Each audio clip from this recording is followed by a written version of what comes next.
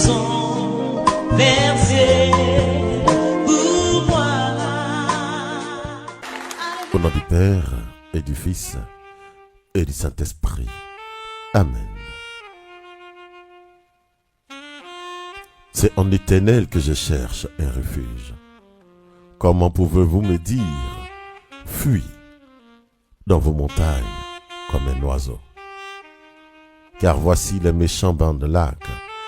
Ils ajustent leurs flèches sur la corde pour tirer dans l'ombre ceux qui ont le cœur droit. L'Éternel est dans son temple. L'Éternel a son trône dans les lieux élevés. Ses yeux regardent, ses paupières sondent les fils de l'âme. L'Éternel sonde le juste. Il est le méchant et celui qui se plaît à la violence. L'homme droit contemple sa face. Quand les fondements sont renversés, le juste, que fera-t-il? Psaume 11. Bien-aimé du Seigneur, que cette journée t'apporte beaucoup de bénédictions, beaucoup de grâces, beaucoup de témoignages, beaucoup de miracles. Que cette journée soit différente des autres journées. Que ce jour d'aujourd'hui, comme dit la parole de Dieu, Dieu a un plan pour toi. Pas un plan de malédiction, mais un plan de bénédiction. Si tu as réveillé ce matin, c'est qui t'a compté parmi ceux qui doivent vaincre, parmi ceux qui doivent challenger, parmi ceux qui doivent avoir l'autorité, parmi ceux qui doivent être à la tête et non à la queue. Ce matin, je bénis le nom du Seigneur pour ce psaume 11, car l'adversaire, celui qui ne connaît point du secret du grand roi, celui qui n'a aucune instruction de Dieu, vient dire à son oint, fuis sur la montagne. La tentation que propose l'ennemi au oint de Dieu. Ah, l'esprit malin s'approche de celui qui craint l'Éternel et lui dit, fuis sur la montagne. Fuis comme un oiseau. Ah, David dit, comment un méchant peut venir dans la présence de Dieu, juste devant moi, qui suis le temple de Dieu, qui suis la merveille de Dieu, qui suis la bénédiction de Dieu, me dire à moi de quitter le temple et d'aller sur les montagnes, là où mes parents étaient. Et pendant la guerre, ils ont fait des échecs. Aller sur les montagnes, là où la Samaritaine a dit, j'ai croisé un autre Dieu qui n'est point sur la montagne, mais qui est avec nous. Son nom c'est l'Emmanuel. Comment pouvez-vous me dire de quitter celui qui ferme et personne ne peut ouvrir pour aller sur la montagne où il y a des adorations de ceux qui descendent dans la vallée et qui tapent poteau? Comment pouvez-vous me dire de quitter le sanctuaire, là où il y a la source de la bénédiction, et d'aller sur les montagnes? Même quand il pleut sur la montagne, l'eau ne reste pas sur la montagne, elle descend dans la vallée. Comment pouvez-vous me dire d'aller sur une montagne dont l'Éternel dit de moi que ma foi déplace la montagne où vous voulez que je parte en exil? Il dit, mais comment voulez-vous me dire de quitter la parole de Dieu pour aller consulter d'autres dieux? Comment pouvez-vous me dire de cesser de prier et de croire à un Dieu qui arrive de l'étranger alors que je suis son image? Non, je ne peux pas quitter le cercle de la bénédiction. Comme dit ce cantique, pourquoi quitter ce chemin de bonheur pour un sentier de misère? David dit non, bien-aimé, ceux qui ont été ébranlés et qui ont écouté le méchant, c'était dans le programme du méchant. La Bible dit, au temps de la détresse, moi j'ai crié à l'Éternel et il m'a secouru.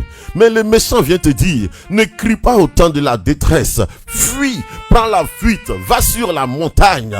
Oh, Sakaraboshekete, dis, déclare aujourd'hui, quand les fondements sont renversés, le juste, que fera-t-il? Oh, les fondements sont pas encore renversés. Les fondements sont repositionnés. Les fondements sont encore stables. Pourquoi est-ce que je vais quitter ce qui est stable pour aller sur ce qui n'est pas stable? Une machine peut faire descendre une montagne. Une bombe peut faire descendre une montagne. Un ouragan peut faire descendre une montagne. Ah, bien-aimé, plusieurs autres choses peuvent faire descendre cette montagne. Le volcan peut sortir d'une montagne et faire descendre la montagne.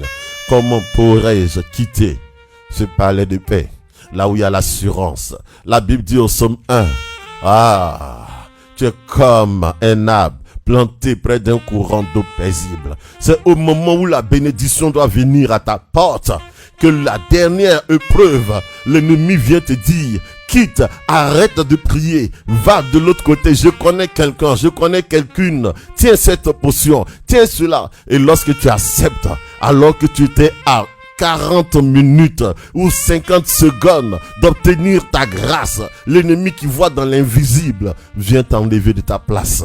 Alléluia. Bien-aimé, déclare aujourd'hui, l'Éternel est dans son saint temple, il sonde les cœurs. Et il dit au verset 4 du psaume 11, l'Éternel est dans son saint temple, l'Éternel a son trône dans les lieux élevés, ses yeux regardent.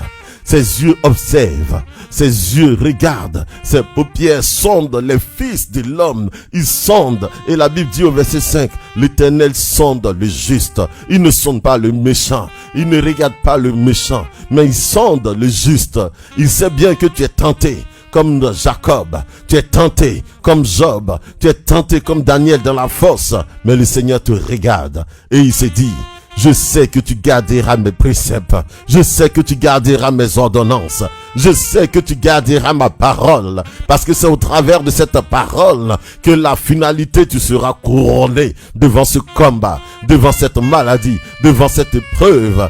Garde la parole. Ne fuis pas la parole. Ne te détourne pas de la parole. Même s'il y a 100 personnes qui sont contre toi, qu'il y a une seule personne, 101e personne, le chiffre change.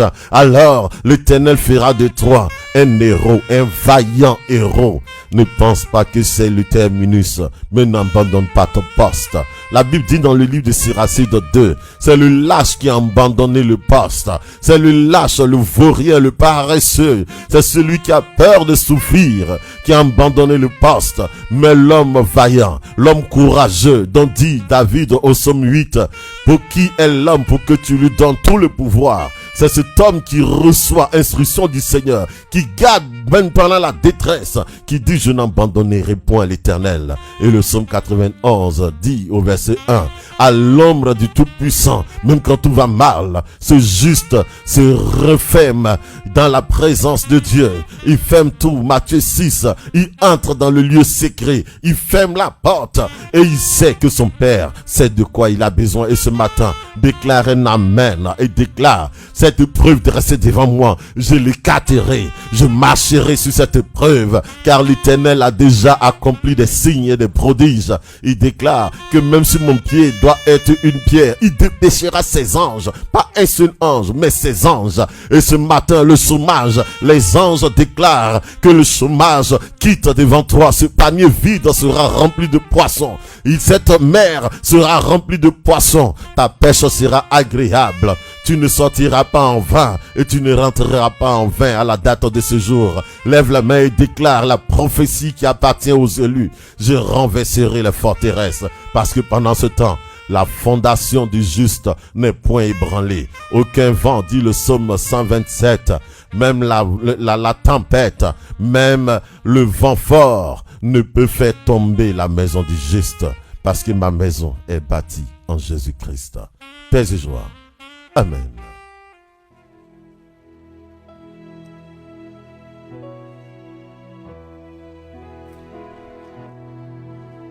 Comment pouvez-vous me dire de fuir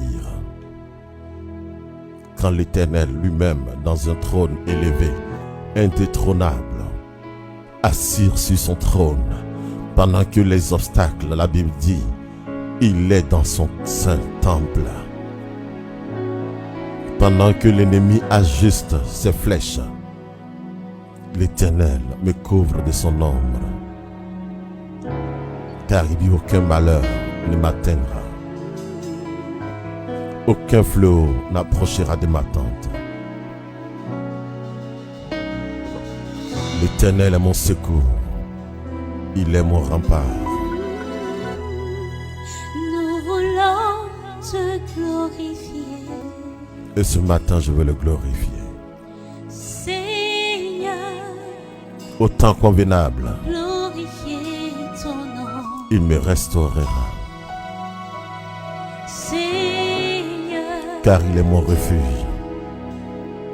car ton nom Il est ma force terrestre. est grand et digne. Mon Dieu en qui je me confie. C'est lui qui me délivre du filet de l'oiseleur. Nous voulons te glorifier. Je glorifie celui qui me couvre de ses plumes. Seigneur, Je trouve un refuge en lui. glorifier ton nom. Sa fidélité est un bouclier. Seigneur, Alors je ne craindrai ni les terreurs, car ton nom ni les flèches qui est volent, grand ni la peste. et digne de Que 1000 tombent à mon côté et 10 000 à ma droite, je ne serai pas atteint. Lord, I praises to your name. Oh Lord, praises to your name. Adore-le, adore-le. Oh Lord, Il changera ta situation. for your name is great and greatly to be praised. Lord, I praises to your name. Oh Lord, praises to your name. Oh Lord, for your name is great and greatly to be praised.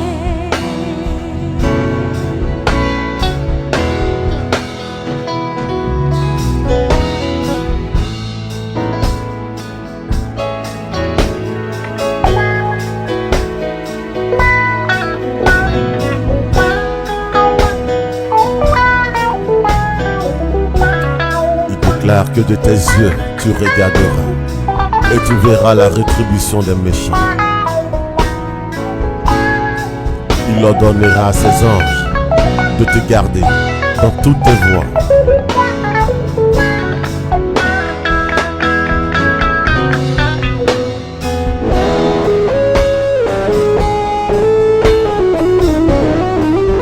Il déclare qu'il m'invoquera et je lui répondrai.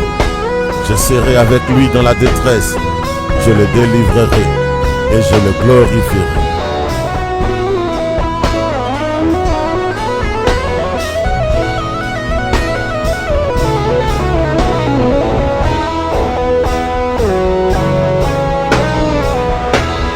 Nous voulons te glorifier, Seigneur, glorifier ton nom, Seigneur, car ton nom est grand et digne de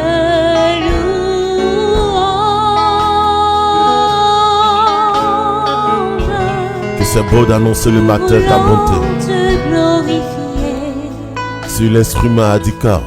Seigneur, Tu me réjouis par tes œuvres, ô Dieu, ton nom, et je chante avec allégresse Seigneur, l'ouvrage de ta main.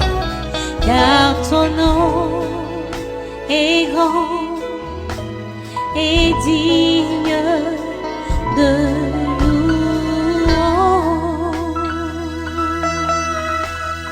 Pendant que tu chantes, tes ennemis périssent. Ceux qui étaient tapis dans l'ombre, ceux qui voulaient te décourager, te briser, te détruire. Le nom du Seigneur est un bouclier. Aujourd'hui, tes ennemis, les voici. Ils périssent.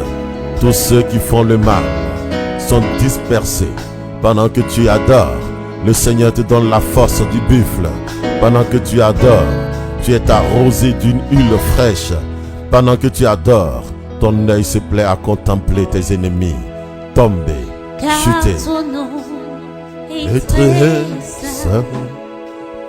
Benjamin me dit qu'il est l'heure. très Merci à la chanteuse Sandrine. Seigneur. Que Dieu bénisse sa vie. Amen. Car ton C'était l'émission Adoration matinale avec le frère Gérard Souli.